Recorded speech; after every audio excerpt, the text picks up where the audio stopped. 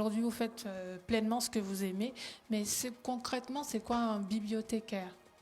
Alors, un bibliothécaire, c'est quelqu'un, donc c'est un être humain, qui va mettre en place... Oui, non, il vaut mieux préciser.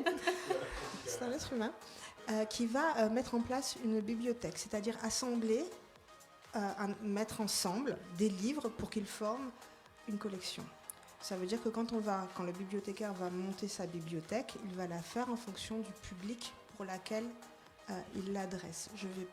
Si je suis bibliothécaire universitaire, je ne vais pas aller acheter des livres pour les bébés. Vous voyez ?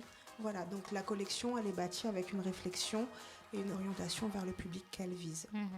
Donc la première action, c'est d'abord l'acquisition, l'achat des ouvrages.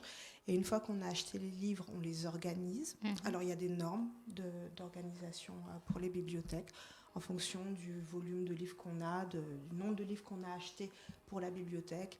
Il y a des manières de les classer, de les ranger. Mais je vous rassure, on a aussi le droit de mettre un petit peu sa patte et sa vision à soi.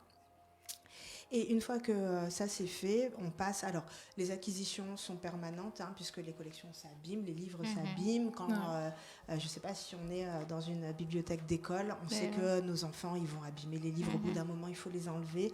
Donc, on en rachète. Est-ce qu'on rachète celui-ci ou pas, ou une nouveauté, enfin voilà.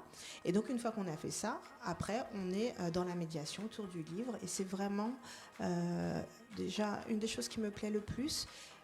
Et une des choses qui me semble capitale est que peut-être cet aspect médiation n'est pas toujours assuré par les bibliothécaires comme ça doit être fait pour attirer le public. Donc vraiment, c'est quelque chose de très très important.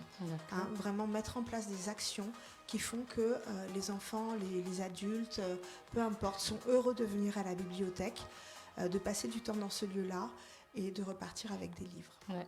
D'accord. On va voir Bacon qui a aussi des questions. Alors déjà, j'aimerais savoir, la formation d'un bibliothécaire peut durer combien de temps? Pour être bibliothécaire, ça met combien de temps? Alors ça dépend du type de formation que vous faites. Et là, je ne suis pas vraiment une spécialiste parce qu'en fait, moi, donc, comme je vous ai dit, j'ai fait une formation en édition. Et ensuite, j'ai intégré, parce que c'était quasiment impossible de rentrer dans le milieu... dans le monde éditorial français, puisqu'à l'époque je vivais en France. Donc je cherchais du travail et j'ai eu la chance d'avoir un premier poste qui était merveilleux.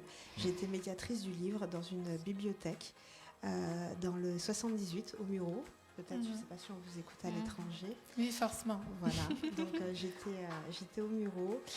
C'est une ville qui a une réputation qui est très très difficile. Ce n'est pas les quartiers les plus faciles.